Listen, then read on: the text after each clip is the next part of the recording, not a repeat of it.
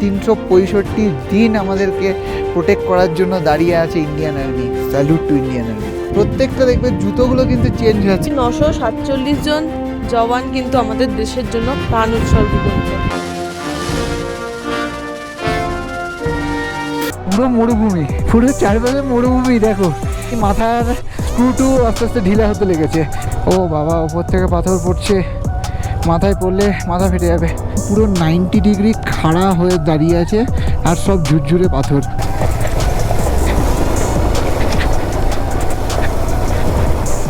এই পাশে প্যাংগং লেক, আর এখানে আমাদের পাংচার হয়ে বসে আছে। গুড মর্নিং বন্ধুরা, গুড মর্নিং। আজকে 14ই জুন, এখন বাজে সকাল 7:45। আমরা বসে আছি তাকসা ভিলেজে। তো আগের ব্লগে তো তোমরা দেখেছো আমরা কিভাবে তায়াকশি থেকে তাকসা এসে পৌঁছলাম। আর যদি না দেখে থাকো তাহলে আগের ব্লগটা দেখো, তারপরে এই ব্লগটা দেখো, তাহলে ভালো কানেক্ট করতে পারবে। আমরা বসে আছি ব্রেকফাস্ট টেবিলে। ফার্স্টে একটা চায় চুমুক দিয়ে দিই, সাধারণ মিষ্টিটাও ঠিকঠাক। এখন ব্রেকফাস্ট করব। এই ব্রেকফাস্টে আছে আঙ্কেল, ইসকো क्या बोलते हैं आप लोग? खम्बीर। खम्बीर, এই হচ্ছে খম্বির, এখানকার লোকাল আটার রুটি। ও একটু মোটা মোটা রুটি, মানে দেখে পাউরুটি মনে হতে পারে। তার সাথে বাটার আছে, তার সাথে দই আছে, এখানে তো আচার আছে। আর ওখানে আঙ্কেল আন্ডা বানাচ্ছে আমাদের জন্য, আন্ডা অমলেট। একবার হাই বল দিয়েছি আঙ্কেল। আঙ্কেল হচ্ছে লাদাখ স্কাউটের এক্স সার্ভিসম্যান। মানে এটা জানার পর থেকে আমার সম্মানটা আরো অনেক অনেক ওপরে চলে গেছে। মানে সিরিয়াসলি এখানে এসে এই হোমস্টেতে থাকার পর একটা অন্যরকম ফিল হচ্ছে, যেখানে আঙ্কেল একজন এক্স সার্ভিসম্যান, আঙ্কেলের যে ওয়াইফ আছে তার বোন সে একজন স্কুল টিচার, আঙ্কেলের মেয়ে MBBS পড়ছে। খুব ভালো এদের কালচার, ফ্যামিলি খুব ভালো। মানে যেমন খাওয়া দাওয়ার প্রিপারেশন থেকে শুরু করে তেমন আতিথেয়তা কোনো তুলনা হয়। আমি বলবো যদি তোমরা নুব্রা ভ্যালি আসো তাহলে কিন্তু এই হিমালয়ান হোমস্টে 1000% রেকমেন্ডেড আমার তরফ থেকে। তোমার নিশ্চয়ই তাই। আমার মানে আমি বলবো এখানেই থেকো, এখানেই থেকো। সাজেস্টই করবো। পানামিকে জাস্ট পরে, পানামিক থেকে কিতনে কিলোমিটার হতে হয়? 6 কিলোমিটার, মানে 6 কিলোমিটার পরেই এই তাকসি ভিলেজ পড়বে। আর তাকসা, আমি বারবার তাকসি বলি, তাকসা ভিলেজ পড়বে। আর ফার্স্টের দিকে এই হোমস্টেটা বোর্ড দেওয়া আছে। আজকে আমরা যাব হচ্ছে সিয়াচেন ওয়ার মেমোরিয়াল দেখতে। সিয়াচেন ওয়ার মেমোরিয়াল হচ্ছে সেই জায়গা যেখানে এই আঙ্কেল অনেক বছর সার্ভিস করেছে। কিতনা সাল সার্ভিস কিয়া? 24 বছর উনি এই লাদাখ স্কাউটে সিয়াচেন গ্লেশিয়ারে এখানে সার্ভিস করেছেন। আমাদের কাছে এটা একটা অনার যে আমরা, হ্যাঁ, উনি আমাদের হোস্ট, আমরা গেস্ট, এটা আমাদের কাছে একটা অনার। তো চলো ব্রেকফাস্টটা শেষ করি, কারণ আমাদের প্ল্যান আছে 8টার মধ্যে বেরোবো। আর আজকে আমাদের কিন্তু সিয়াচেন ওয়ার মেমোরিয়াল শুধু না, তার সাথে সাথে আছে দি ফেমাস প্যাংগং লেক যাওয়া। তো রাস্তাটা অনেক লম্বা, সব কিছু তোমাদের সাথে শেয়ার করব, কিভাবে যাব, কোন রাস্তা দিয়ে যাব। প্যাংগং যাওয়ার অনেক রাস্তা হয় নুব্রা থেকে, আমরা কোনটা দিয়ে যাচ্ছি, আর তার সেটা যদি না যেতে পারি বাই এনি চান্স, তাহলে কোথা দিয়ে যাওয়া যেতে পারে, সব কিছু থাকবে মোটো ব্লগিংয়ে। এখন বাজে 9:05 আর আমরা এখন বেরোচ্ছি হোমস্টে থেকে। এদের সাথে পরিচয় করে দিই, এটা হচ্ছে বিশাল, শিবানী ভাবি আর ছোট্ট সমাইরা এখানে ক্যাম্পিং করছে। আমরা যে হোমস্টে ছিলাম তার বাইরেই লনে, ওরা পাঠানকোট থেকে এখানে এসেছে ক্যাম্পিং করতে। তো ফিল মুলাকাত হোগা। সো আবার বেরিয়েই পড়লাম শাসুমা, মানে আমাদের যে checkpoint, first checkpoint Siachen war memorial যাওয়ার জন্য, সেটা এখান থেকে 9 কিলোমিটার। তো কালকে আমরা কিন্তু শাসুমা পর্যন্ত গিয়েছিলাম, আর কালকের যে জার্নিটা ছিল সেটা তোমরা আগের ব্লগে আশা করি এনজয় করেছো। এখানে কিন্তু সকাল 8টা থেকে বিকেল 5টা পর্যন্ত অ্যালাউ করে সিয়াচেন ওয়ার মেমোরিয়াল যাওয়ার জন্য। তো কালকে আমরা তারপরে গিয়েছিলাম, তো সেই জন্য আর যেতে অ্যালাউ করেনি। জলের কালারটা দেখো নুব্রা নদীর, আর এই নুব্রা নদীর ওপর দিয়ে একটা ব্রিজ দেখছো, এটা হচ্ছে শাসুমা ব্রিজ। মানে আমরা এই ব্রিজটা ক্রস করার সঙ্গে সঙ্গে আমরা পৌঁছাবো শাসুমা ভিলেজ। এই ব্রিজটার নাম হচ্ছে তুলামপট্টি ব্রিজ। কোনো সাউথ ইন্ডিয়ান ইঞ্জিনিয়ার ছিল মনে হয়, সেই জন্য এরকম নাম হয়েছে, নাহলে এখানের নামের সাথে তো মিল খায় না। আমরা চলেছি এখন পৃথিবীর সর্বোচ্চ ব্যাটেল ফিল্ড দেখতে। এই লাদাখে যেটাই দেখছি সেটাই পৃথিবীর হাইয়েস্ট, এরকম কিছু থাকছে। দারুণ লাগছে, গর্ববোধ হচ্ছে এই লাদাখ আমাদের ইন্ডিয়ার পার্ট, আর আমরা এই দেশের নাগরিক হয়ে এইসব জায়গাগুলো দেখতে পাচ্ছি। থ্যাংক ইউ টু BRO এত সুন্দর রাস্তা বানানোর জন্য, আর always thank you to Indian army আমাদেরকে সেফ রাখার জন্য। এখানে শাশুমাতে একটা চেক পয়েন্ট ছিল, সেখানে আমাদেরকে এন্ট্রি করাতে হলো, নাম, ফোন নাম্বার, গাড়ির নাম্বার আর ড্রাইভিং লাইসেন্স নাম্বারটা নিল, ড্রাইভিং লাইসেন্সটা দেখলো, তো তারপর আমাদের ছেড়ে দিল। সামনে বললো আরও একটা পোস্ট আসবে যেখানে পারমিটটা চেক করবে, মোস্ট প্রবলি ওয়ার্সি বলে যে গ্রামটা আছে সেখানটাই হয়তো আমাদের চেকিংটা হবে। দেখো সামনে নুব্রা নদী, আমরা পুরো রিভার বেডের একদম সমান সমানে চলে এসেছি। নদীতে জল নেই কেন বুঝতে পারছি না। আর এই নুব্রা নদী কিন্তু সিয়াচেন গ্লেশিয়ার থেকেই উৎপত্তি। ওই গ্লেশিয়ারটাই যখন নিচের দিকে গলে যায় তখন নুব্রা নদী হিসেবে নিচের দিকে চলে আসে, কিন্তু একটুও জল দেখতে পাচ্ছি না। মানে মাঝে মধ্যে দিয়ে সেই রেখা রেখা কয়েকটা ধারা চলে গেছে, কিন্তু ফ্লো নেই। আমরা এসে পৌঁছেছি ওয়ার্সি গ্রামে। এটার অল্টিটিউড লেখা আছে 11,447। এখান থেকে আমাদের লেফট সাইডে যেতে হবে। বেস ক্যাম্পের ডিস্টেন্স ওয়ার্সি থেকে 18 কিলোমিটার। আমি ভুল করে ভেবেছিলাম সোজা যেতে হবে, তারপর দেখলাম না, লেফটের রাস্তাটা বেঁকে যাচ্ছে। ওয়াহ, কি সুন্দর লেখা, defeat never comes to any man until he admit. এটা কিন্তু প্রত্যেকটা মানুষ প্রত্যেকটা বিষয়ে মেনে চলতে পারে। ওফ, আমি তো ভাবতেই পারছি না, মানে আর 18 কিলোমিটার দূরে আছি আমরা পৃথিবীর সর্বোচ্চ ব্যাটেলফিল্ডের যে বেস ক্যাম্প সেখান থেকে। মানে ইটস রিয়েলি অ্যামেজিং ফিলিং। নিজের বাইক নিয়ে কলকাতা থেকে রাইড করে আমাদের এখন পর্যন্ত 3,695 কিলোমিটার রাইড হয়েছে। মানে অসাধারণ একটা অনুভূতি, অসাধারণ একটা অনুভূতি। ওয়ার্সি ভিলেজেও কিন্তু হোমস্টে আছে, সাপোর্টেড বাই রয়্যাল এনফিল্ড, এরকম লেখা ছিল। আমরা যে হোমস্টেতে ছিলাম সেই আঙ্কেলও বললো, কিন্তু এখানে থাকতে গেলে কিন্তু তোমাদের ওই একটা নির্দিষ্ট টাইম আছে, তার মধ্যেই ওই শাশুমার চেকপোস্ট ক্রস করতে হবে, নাহলে কিন্তু এদিকে আসতে দেবে না। এখানে দেখো বেলচা নিয়ে, এই যে ঝাঁটা নিয়ে যে বালি পরিষ্কার করছে। এই রাস্তা কিন্তু এদিককার এইরকমভাবেই চালু রাখতে হয়। রাস্তা ভালো, কিন্তু এই যে নদীর বালি আর এই যে প্রচণ্ড হাওয়া সব সময় উড়ে উড়ে এসে এই রাস্তা ব্লক করে দিচ্ছে। তো সেই রাস্তাকে চালু রাখার জন্য সবসময় ঝাঁট দিচ্ছে বেলচা দিয়ে, বালি সরিয়ে তারপর রাস্তা চালু রাখছে। ওফ বাপরে, কি টাফ এখানকার জীবনযাত্রা। ওফ ওফ ওফ, দেখো দেখো সেই board, first glimpse of Siachen glacier. ওই যে সামনে, ওই যে সামনে দেখতে পাচ্ছ, এই জায়গাটাই হচ্ছে কিন্তু সিয়াচেন গ্লেশিয়ার। আমরা ফার্স্ট দেখতে পেলাম, দূর থেকে ওই পাহাড়টা দেখতে পাচ্ছিলাম, কিন্তু গ্লেশিয়ারের ভিউটা ওই যে নিচে সাদা।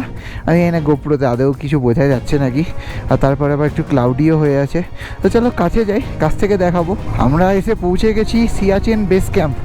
সামনে লেখা আছে welcome to Siachen base camp. Yes, আরও একটা পালক লাগলো আমাদের এই বাইকের মুকুটে। নো ড্রোন জোন, ডেফিনেটলি এটা খুবই sensitive area. Cafe Siachen base camp, world highest battlefield. ওফ, অনুভূতিটাই ডিফারেন্ট। নিজের বাইক নিয়ে এইরকম জায়গায় আসতে পারাটা একটা সৌভাগ্য।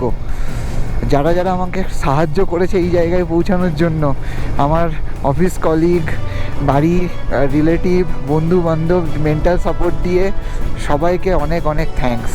ডান দিকে দেখছি একটা মেমোরিয়াল টাইপের করা আছে, চলো আমরা দেখবো সেটা। আগে সামনে থেকে ঘুরে আসি, তারপরে মেমোরিয়ালটা দেখবো। এই যে ডান দিকে মেমোরিয়াল আছে। I love Siachen, yes we love Siachen. Kashmir to Kanyakumari, India is one. এখান থেকেই কিন্তু শুরু হচ্ছে সেই ইন্ডিয়ার টপ, ইন্ডিয়ার মাথার মুকুট এটা। বেস ক্যাম্প 0 কিলোমিটার, এই যে মাইলস্টোন।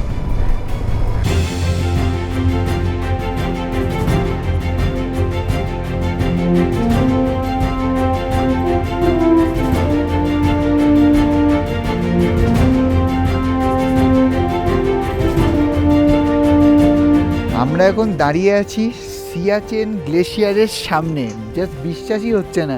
পিছনে দেখো, একটু জুম করে দেখাও, ওই যে দেখা যাচ্ছে সাদা বরফটা, ওটাই কিন্তু সিয়াচেন গ্লেশিয়ারের এন্ড, যেটার হাইট, মানে আমরা এখন দাঁড়িয়ে আছি 11,875 ফিট হাইটে। আর এটার টপ কত জানো? এটার টপ হচ্ছে 17,770 ফিট। ওই হাইট পর্যন্ত আমাদের ইন্ডিয়ান আর্মি, আমাদের লাদাখ ওয়ারিয়ার কিন্তু পাহারা দেয়। এই গ্লেশিয়ারটার টোটাল লেন্থ হচ্ছে 75 কিলোমিটার, আর এটা চওড়াই হচ্ছে 2 কিলোমিটার চওড়া। সো এখানে এসে একটা অ্যামেজিং একটা ফিলিংস হচ্ছে। এই পিছনে এখানে একটা ওপি বাবা টেম্পল আছে, যেটা আমরা সিভিলিয়ানরা ভিজিট করতে পারি, আমরা যাব। তো এই ওপি বাবার যে হিস্ট্রিটা সেটা আমাকে একজন জওয়ান বললো। আমি যে শুনে বুঝলাম, আমাদের সিকিমে যারা নাথুলা ঘুরতে গেছো তারা বাবা মন্দির ভিজিট করেছো। তো বাবা মন্দিরে যেরকম বাবা হরভজন সিংয়ের মন্দির আছে, এখানেও ওই একই রকমই স্টোরি, যে এখানে একজন জওয়ান ছিল ওপি বাবা বলে, উনি এখানে একবার হারিয়ে যায়, তারপরে এক জওয়ানের স্বপ্নে আসে, সেই থেকেই নাকি এখানে জওয়ানদেরকে পথ প্রদর্শন করে, এরকমই হচ্ছে স্টোরিটা। তাই খুব সবাই মানে, আমরা যাব, ভিজিট করব, তার সাথে মেমোরিয়ালটা দেখব। ফিলিংসটা amazing. Salute to Indian army, salute to Siachen warriors, আমাদেরকে প্রোটেক্ট করার জন্য এই ইম্পর্টেন্ট স্ট্র্যাটেজিক পার্ট, যেটা শুধুমাত্র পাকিস্তান না, পাকিস্তান প্লাস চায়না দুজনেরই বর্ডার শেয়ার করছে এই সিয়াচেন গ্লেশিয়ারটা। তাই জন্যই কিন্তু এই বরফের এই যে রাজ্যকে পাহারা দিতে হয়। প্রচণ্ড রোদ, কপাল টপালগুলো জ্বালা করছে, পুড়ে যাচ্ছে। তো এর মধ্যে আমরা 5 মিনিট দাঁড়িয়ে থাকতে পারছি না। এখানে 24/7 365 দিন আমাদেরকে প্রোটেক্ট করার জন্য দাঁড়িয়ে আছে Indian army. Salute to Indian army.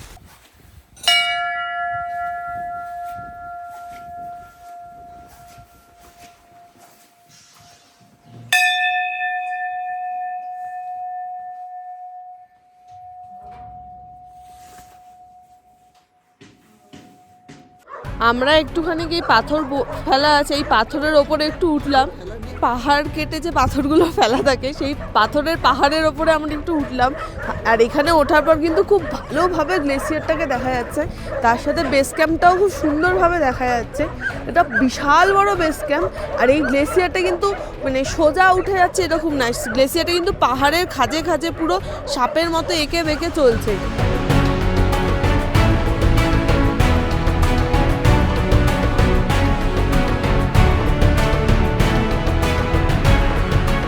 এখানে যখন কোনো প্রথম সোলজার আসে, সে এরকমভাবে আসে।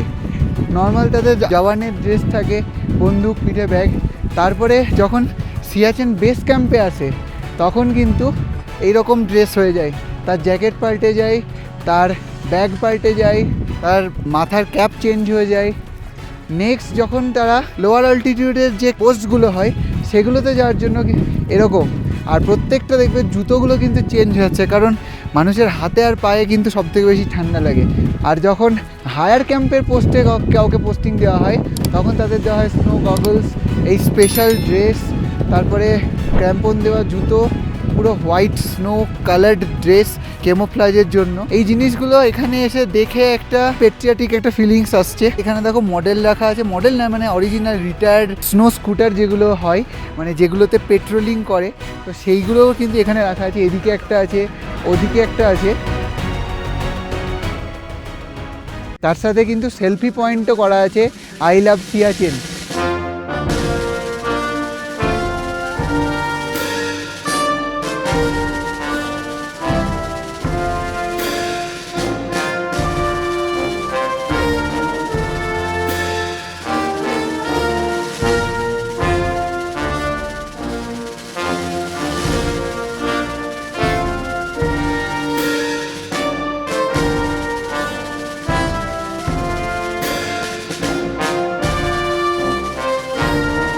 এইটা হচ্ছে সিয়াচেন ওয়ার মেমোরিয়াল। এখানে আসার পর মনটা অনেকটা ভারাক্রান্ত হয়ে গেল, কারণ এখানে সেই সব সৈনিকদের নাম খোদাই করে লেখা রয়েছে যারা আমাদের দেশের জন্য নিজেদের প্রাণ উৎসর্গ করেছে। এখানে যাদের নাম লেখা আছে তারা সবাই কিন্তু আমাদের শত্রুর গুলিতে বা শত্রুর জখমে কিন্তু মারা যায়নি, তাদের অনেকেই মারা গেছে হচ্ছে প্রকৃতির কবলে। কারণ প্রকৃতি এখানে এতটাই ভয়ানক যে কেউ ফ্রস্ট বাইটে, কি কেউ শ্বাসকষ্টে, কেউ অক্সিজেনের অভাবে মারা গেছে। তাই আমরা হয়তো 1 ঘন্টার জন্য আসছি, ঘুরছি, দেখছি, ছবি তুলছি, চলে যাচ্ছি, দেখে খুব ভালো লাগছে, বা সিয়াচেন ওয়ার মেমোরিয়াল, সিয়াচেন গ্লেসিয়ারটা কি সুন্দর, কিন্তু ততটাও কিন্তু সুন্দর নয় যারা এখানে রয়েছে তারা জিনিসটা কিন্তু ফেস করে। এই দেওয়ালটা কিন্তু চোখে জল এনে দেওয়ার মতো। 2022 সাল অবধি 947 জন জওয়ান কিন্তু আমাদের দেশের জন্য প্রাণ উৎসর্গ করেছে। এখানে কোন সালে তার নাম, তার র্যাঙ্ক, এবং তিনি কোন ব্যাটালিয়নের আন্ডারে ছিলেন সেগুলো কিন্তু এখানে সব লেখা রয়েছে। প্যাংগং লেকের জন্য যাত্রা শুরু। সিয়াচেন বেস ক্যাম্পের সিয়াচেন ওয়ার মেমোরিয়াল দেখে আমরা স্টার্ট করলাম। আমরা যে রাস্তা দিয়ে এসেছিলাম আজকে সকালবেলা যতটা এসেছি আর প্লাস গতকাল যে রাস্তা দিয়ে এসেছিলাম খালসার থেকে, অতটা আমাদেরকে ব্যাক করতে যেতেই হবে, ওটা কমন রাস্তা পড়বে। তারপরে খালসার থেকে কিন্তু একটা রাস্তা প্যাংগংয়ের দিকে চলে যাচ্ছে শিয়ক নদী ধরে।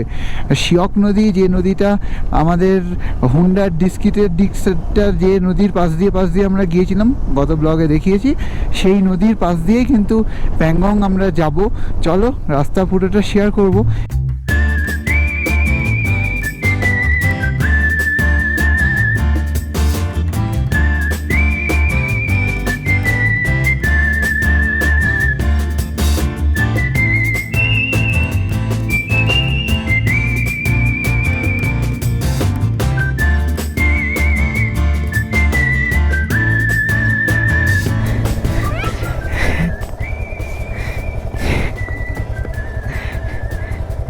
क्या चाहिए?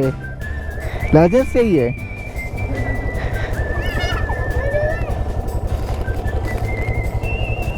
रुको देता हूँ, ये लो, तुम्हें भी देता हूँ,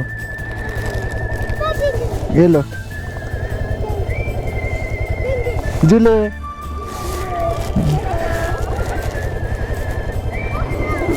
टाटा। এখানকার বাচ্চারা এরকম রাস্তায় দাঁড়িয়ে হাত নাড়ায়, ওদেরকে লজেন্স দিলে খুব খুশি হয়। তো আমরা লজেন্স তো এমনি মাঝে মধ্যে মুখ চালানোর জন্য নিয়ে এসেছিলাম, আমার ট্যাঙ্ক ব্যাগে রেখেছিলাম। তো এখন ওই চকলেটগুলো মোটামুটি ওই বাচ্চাগুলোকে দিয়েই শেষ হয়ে গেল। তাহলে আমাদেরও ভালো লাগছে ওদেরকে কিছু দিতে পেরে।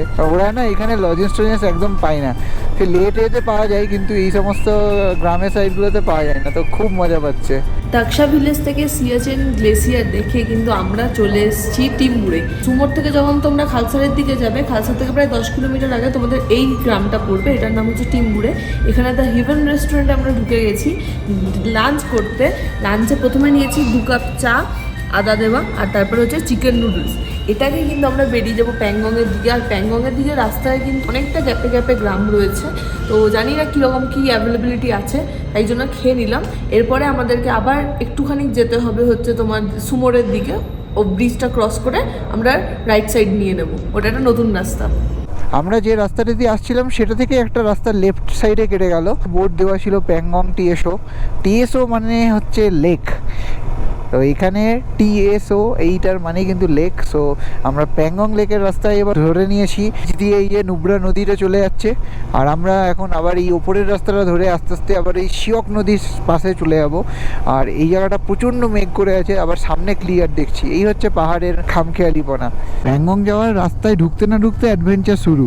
এই রাস্তাটা এখানে একজন আর্মির জওয়ানকে জিজ্ঞেস করে খুঁজে পেলাম। তোমরা দেখো চারপাশটা দেখো, পুরো পাহাড় পাহাড়, আশেপাশে কিছু নেই, মাঝখান দিয়ে একটা রাস্তা চলে গেছে, তাও অর্ধেক বালিতে ঢাকা, পাথর পড়ে আছে। রাস্তাটা কাউকে যদি কেউ না বলে দেয় তাহলে রাস্তাটা যে আছে, এক্সিস্ট করে, সেটাই বোঝা মুশকিল, কারণ এটা গুগলেও দেখাচ্ছে না, ঢোকার পরে এখন আবার দেখাচ্ছে। যারা খালসার হয়ে প্যাংগং লেক যাবে তারা অ্যাকচুয়ালি এই যে দেখছো ডান দিকে ব্রিজটা, এই ব্রিজটা অ্যাভেল করেই তোমাদেরকে এই রাস্তাটা উঠতে হবে। এই ব্রিজে কিছু একটা কাজ চলছে, যে জন্য এখন বন্ধ আছে, এই যে রাস্তায় কাজ চলছে, সেই জন্য আমাদের একটু ঘুরে আসতে হলো। মানে ওখানে যে নুব্রা নদীর উপর যে ব্রিজটা ছিল সেটা ক্রস করে একটু ঘুরে আমরা এলাম।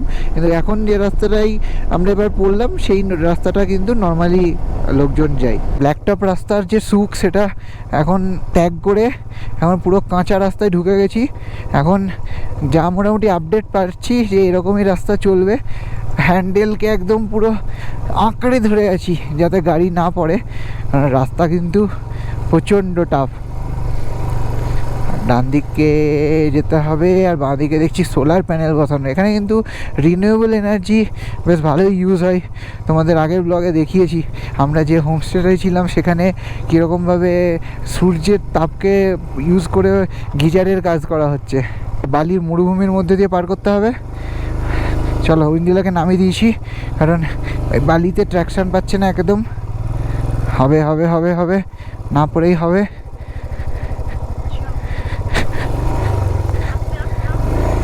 चलो गिर गए थे क्या? नहीं गिरे नहीं है, बस गर्मी लग रहा है? सुबह तो उधर खाटूंगा से तो पूरा स्नो गिर रहा था। ओ अच्छा अच्छा, सुनो तो ठीक है। हाँ रास्ता बहुत गंदा है। ये सारे ही ऐसे है क्या या पहली बार जा रहे हैं आप?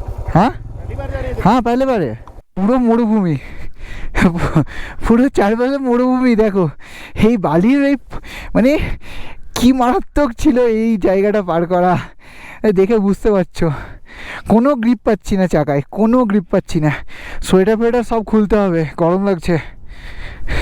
অপারেটিং করে বহুত গরম লাগছে। এ পরি বাগ মামা করোনা তো রাগ মামা, এত খারাপ রাস্তা কে তা জানতো, ক্ষমা করো আমাকে, পাগল হয়ে যাচ্ছি আমি, এই রাস্তা দেখে কি যে করব। সত্যি বলছি বন্ধুরা, নিজেকে পাগল পাগল লাগছে। Zanskar was easier than this Pangong road. Oh my God, কি ভয়ঙ্কর। মাঝে মধ্যে যে বালি, এই যে দেখছো বালিয়ারি, আমি জানি না পরে কি আসবে, তবে এখন পর্যন্ত যা পেয়েছি তাতে মোটামুটি মাথার স্ক্রু টু আস্তে আস্তে ঢিলা হতে লেগেছে, গাড়ির নাটও ঢিলা হতে লেগেছে, পিছনের আমার যে টপ র্যাকটা আছে সেটা খটখট করে আওয়াজ করছে। ও হিন্দিটা হাসছে, এই রাস্তার মধ্যে পাগলের মতো হাসছে। আমরা দুজনে পাগল হয়ে যাচ্ছি। এখন বাজে 4:01, আর এখান থেকে এখনও 150 কিলোমিটার আমাদের যেতে হবে। আমরা জানি না আদৌ আর ভালো রাস্তা পাবো নাকি। এই যে শিয়ক নদীর ব্রিজ আমরা ক্রস করলাম, এবার শিয়ক নদীকে আমরা বাঁ দিকে নিয়ে চলতে থাকবো টিল প্যাংগং লেক। শিয়ক নদীর ব্রিজটা ক্রস করেছি আর এইরকম রাস্তা দেখতে পেলাম, মানে নিজের চোখকে বিশ্বাস করতে পারছি না।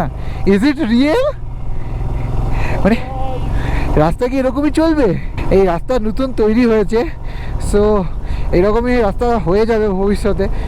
যারা ওদিক থেকে এলো তাদের কাছ থেকে যে আপডেট পেলাম, খুব খারাপ আপডেট পেলাম। এবার জানি না তারা ঠিক বললো না এটা আমি ঠিক দেখছি, আমি ঠিক দিকে যাচ্ছি সেটাও জানি না। চলো, যখন ভালো রাস্তা পেয়েছি এনজয় করে নিই, আবার কখন এটা খারাপে পরিণত হবে কেই বা জানে।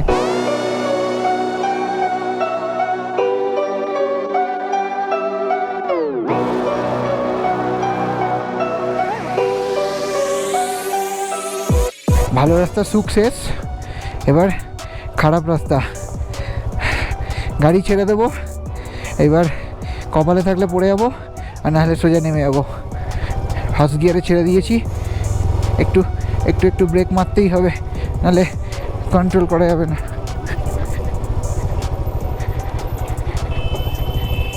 চলো চলো চলো, ধীরে ধীরে হয়ে যাবে। ও বাবা, ওপর থেকে পাথর পড়ছে, মাথায় পড়লে মাথা ফেটে যাবে। চলে এসছে একটা ওয়াটার ক্রসিং। চলো চলো চলো চলো, ফার্স্ট গিয়ারে হালকা করে, চলো চলো চলো চলো চলো, বেরিয়ে যাবে। হ্যাঁ হয়ে গেছে, ইয়েস, চলো হয়ে গেছে, চলো, ইয়েস পায়ের জোরে, yes, this is the actual Ladakh. আজকের ব্লগটা একটু বড় হয়ে যাচ্ছে বন্ধুরা, একটু ধৈর্য ধরে দেখো, কারণ মাঝে মধ্যে না স্টপ রেকর্ডিং বাটনটা কাজ করছে না, কারণ হাত তুলতে পারছি না। র লাদাখ দেখাবো তোমাদেরকে। এখন শিয়ক নদীর রিভার বেডের মধ্যে দিয়ে যাচ্ছি। ও গভর্নমেন্ট, কেন এরকম রাস্তা বানিয়েছো? নদীকে রাস্তা বানিয়ে দিয়েছো, পুরো নদীর রিভার বেড এটা, মানে বর্ষাকালে এই জায়গাটা দিয়ে নদী যায়। ও সামনে আবার লরি আসছে, আমি জানি না কী করে পাস দেবো, এখানটা দাঁড়িয়ে পাস দেবো। আমরা এখন এইরকম ভাঙাচোরা রাস্তার মধ্যে দিয়ে ফাইনালি এসে পৌঁছেছি আগম ভিলেজ। এটা প্যাংগং লেক যেতেই পড়ে, আর এই আগম ভিলেজ থেকে আমাদেরকে সামনে কোথাও একটা লেফট সাইড নিয়ে নিতে হবে শিয়ক ভিলেজের দিকে যাওয়ার জন্য। রাইট দিয়েও যাওয়া যায়, কিন্তু সেটা অল্টারনেটিভ রাস্তা, তাতে দুটো পাস ক্রস করতে হবে এবং রাস্তাও বেশি।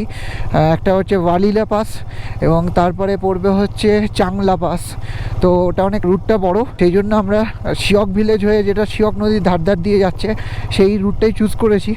তো রাস্তা যেহেতু কাজ হচ্ছে সেহেতু রাস্তা খারাপ, আর ওই রিভার বেডের ওই জায়গাটা তো তোমরা দেখলে, ওটা নিয়ে আমার কিছু বক্তব্য নেই, ওটা তোমরাই বলো। লোকজনকে একটু জিজ্ঞেস করে নিই, কনফার্ম হয়নি যে শিওরলি লেফট সাইডই যাচ্ছে নাকি। এই তো, হ্যাঁ এই হচ্ছে একটা ব্রিজ, আর এখানে লেখা আছে, হ্যাঁ এই যে শক্তি ভিলেজ হচ্ছে ডান দিকে চলে যাচ্ছে, শক্তি দিয়েও যাওয়া যায়, আর বাঁ দিকে চলে যাচ্ছে প্যাংগং লেক ডিরেক্ট। শক্তি দিয়েও প্যাংগং যাওয়া যায় বাট ঘুরে। আর এটা হচ্ছে আগম 0, এখান থেকে প্যাংগং টিএসও কত কিলোমিটার লেখা নেই, তো ওই 120 হবে। ওহো, এইদিকে রাস্তা তো ভালো দেখছি, আবার দেখে মনটা পুলকিত হয়ে গেল, উচ্ছ্বসিত হয়ে গেল, মাথা খারাপ হয়ে গেল যে এদিকে ভালো রাস্তা আছে, এক্সিস্ট করে। এবার কতক্ষণ করে সেটা দেখার। এই রাস্তা ওই ভালো খারাপ মিক্সচার, কিছু রাস্তা আছে ভালো, মানে করা হয়ে গেছে, আর এইসব রাস্তা করার জন্য প্রিপারেশন চলছে, মানে গার্ডওয়ালগুলো বানাচ্ছে। আসলে এখানে পাহাড় এতটাই আনস্টেবল না, সেই জন্য রাস্তা করেও টিকবে না। এই যে দেখো না, এগুলো সব পুরো ল্যান্ডস্লাইড হয়েছে। এবং আমি একটা ড্রাইভারকে জিজ্ঞেস করলাম রাস্তার আপডেট কী কেমন, তো বললো যে দেখে শুনে যাবে, একটু হাওয়া টাওয়া দিলে একটু দাঁড়িয়ে যাবে, কারণ পাথর পড়ার খুব চান্স থাকে। এই দেখো রাস্তা আপাতত তো আবার এইরকম একটা ব্যাড প্যাচ আছে। প্যাংগং এতটা একটা রিমোট সাইড, সেটা তোমরা রাস্তা দেখে বুঝতে পারছো। এখানে কিন্তু পেট্রোল অ্যাভেলেবিলিটি একদমই নেই। তো লাস্ট তোমার পেট্রোল পাম্প তোমরা রিফিল করাতে পারো খালসারের ওখানটাতে, যেখানটা আমরা লাঞ্চ করলাম, জাস্ট তার পাশেই ইন্ডিয়ান অয়েলের পেট্রোল পাম্প আছে, তার পাশে এইচপিও আছে। আর নেক্সট আমরা পেট্রোল পাম্প পাবো টাংস্টে বলে একটা জায়গা আছে। তো অনেকেই কিন্তু এটা জানে না যে টাংস্টেতে পেট্রোল পাম্প আছে, ইন্ডিয়ান অয়েলে কিন্তু একটা পেট্রোল পাম্প আছে। আমি একদম পাক্কা খবর নিয়ে এসেছি, আমি সেই জন্য কিন্তু রিফিলও করাইনি খালসারের ওখানটায়। টাংস্টেতে আমরা যাবো, টাংস্টেতে ট্যাঙ্ক ফুল করাবো, তার সাথে এক্সট্রা পেট্রোল নিয়ে নেবো 2 জারিকানে।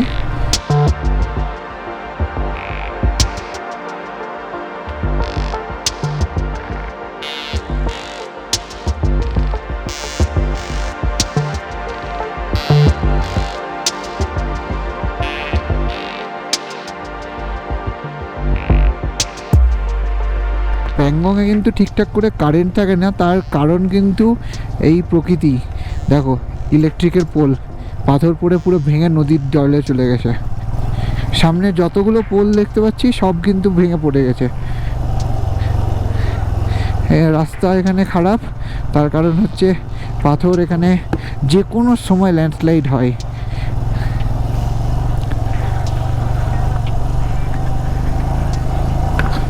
পাথরগুলো আছেই সেভাবে, মানে হাওয়া দিলেই পড়ে যাবে এরকম।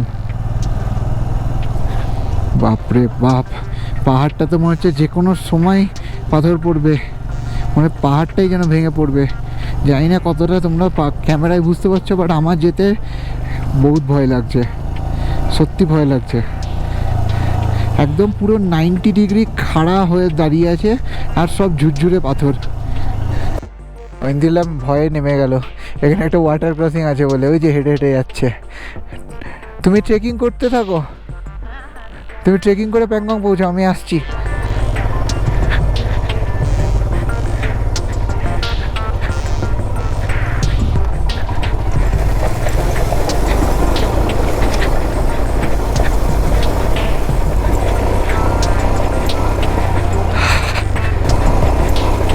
শিয়ক নদী রাস্তা অলমোস্ট একই লেভেলে, কিছু কিছু জায়গা তো আছে রাস্তা মানে নদীর থেকেও নিচুতে চলে যাচ্ছে, পাথরগুলোর টপকে নদীর জল রাস্তায় চলে আসে। সো আগস্ট সেপ্টেম্বরের দিকে কেউ যদি এই রাস্তায় আসো, তাহলে কিন্তু এখানে আগম ভিলেজের ওই রকম জায়গাতে আপডেট নিয়ে নেবে যে রাস্তা খোলা আছে নাকি, কারণ অনেক সময় হয় কি এই পুরো রাস্তায় নদীর জল উঠে যায়, তো পুরো রাস্তায় কিন্তু তখন নদী হয়ে যায়।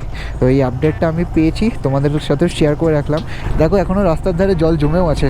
যদি পুরো লাদাখ এক্সপ্লোর করতে হয়, আমার পুরো সিরিজটা ফলো করো, একবারে 3 সপ্তাহের ছুটি নিয়ে এসে কীভাবে লাদাখ ঘুরে দেখা যায় সব জায়গা আমার সিরিজে পাবে। কাপেলের এরিয়ারই পুরো লাদাখ তোমাদের দেখাবে। শুধু তোমরা একটু সাপোর্ট করো, ভিডিওগুলো বেশি বেশি করে শেয়ার করে বেশি বেশি লোকের মধ্যে পৌঁছাও, তাহলে আমি একটু মেন্টালি জোরটা পাই।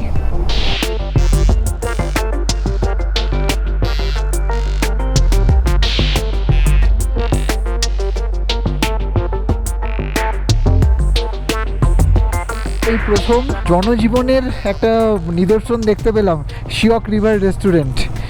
শিয়ক যে ভিলেজ আছে তার থেকে 4 কিলোমিটার আগে এই একটা রেস্টুরেন্ট আছে। তো এই রাস্তা দিয়ে আসলে বেশিরভাগ লোকই হাঁপিয়ে যাবে। আমরা একটু এক্সট্রা অর্ডিনারি কাপড় সেই জন্য দাঁড়ালো না, চলে যাচ্ছে, কারণ এখন 6:04 বাজে আর 2 ঘন্টা তো আমাদের পৌঁছতে লেগেই যাবে, কারণ এখনও 92 কিলোমিটার বাকি আছে আর 8টা পর্যন্ত মোটামুটি আলো থাকে। চাই একবার দিনের আলোয় যেন প্যাংগংটাকে এক ঝলক দেখতে পাই। এটা হচ্ছে শিয়ক ভিলেজ, সোজা যাবে প্যাংগং লেক। তো প্যাংগং লেক এখান থেকে 57 কিলোমিটার, কত কাছে চলে এসেছি। আর দুর্বুক বলে একটা ভিলেজ আছে, সেটার ডিস্টেন্স হচ্ছে এখান থেকে 28 কিলোমিটার। ধরো কেউ লেট করে পৌঁছচ্ছ, তুমি পৌঁছাতে পারবে না পুরোটা, রাতে আমি চালানো রেকমেন্ড করবো না এরকম পাহাড়ি জায়গায়। সো তোমরা কিন্তু শিয়ক এই যে ভিলেজে এখানে কিন্তু হোমস্টে পেয়ে যাবে। তো এখানে কিন্তু রেস্টুরেন্ট হোমস্টে আছে, ছোট গ্রাম কিন্তু অ্যাভেলেবিলিটি আছে। সো এখানে রাতটুকু কাটাতে পারবে, পরের দিন আবার প্যাংগংয়ের দিকে এগিয়ে যাবে। শিয়ক ভিলেজের পরে দুর্ভোগের দিকে যাচ্ছি। এই জায়গাটা এত ডেডলি, আমি আমার লাইফে কোনোদিনও পাহাড়ে বাইক চালাতে ভয় করিনি, কিন্তু এই জায়গাটা নিচটা জাস্ট তাকালে মনে হচ্ছে যেন বুক শুকিয়ে যাচ্ছে।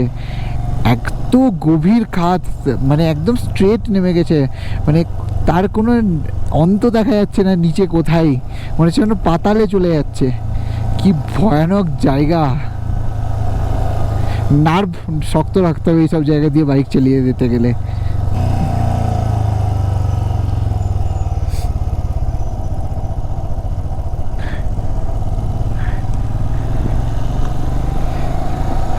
এখানে আবার হেয়ারপিন বেন্ড আছে দুটো। কেউ যদি হেয়ারপিন বেন্ডে কন্ট্রোল করতে না পারে তাহলে আর খুঁজেই পাওয়া যাবে না।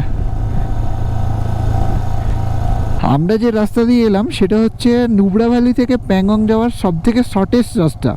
এই যে প্যাংগং যেতে গেলে যেতে হবে লেফট সাইডে 40 কিলোমিটার, আর 5 কিলোমিটার পরে পড়বে টাংস্টে, যেখানে আমরা পেট্রোল পাম্প পাবো। আর এই যে সোজা রাস্তাটা যদি যাও তাহলে পৌঁছে যাবে হচ্ছে লে, কিন্তু তার জন্য তোমাদেরকে ক্রস করতে হবে একটা পাস, সেটা হচ্ছে চাংলা পাস। তো কেউ যদি লে থেকে আসো তাহলে কিন্তু প্যাংগং যাওয়ার জন্য এই যে জায়গাটা দুর্বুকে, এখানে কিন্তু তোমরা কানেক্ট করবে সেম রাস্তা। এবার যেদিক থেকেই যাও এই রাস্তাটাই পড়বে হচ্ছে প্যাংগং লেকের জন্য। আর এখানে প্রচুর রেস্টুরেন্ট আছে, বাট আমাদের হাতে এখন সময় খুব কম, তাই আমরা দাঁড়াবো না। অলরেডি 6:44 বাজে, সো আর হয়তো 1 ঘন্টা মতো আলো পাবো ভালো মতো।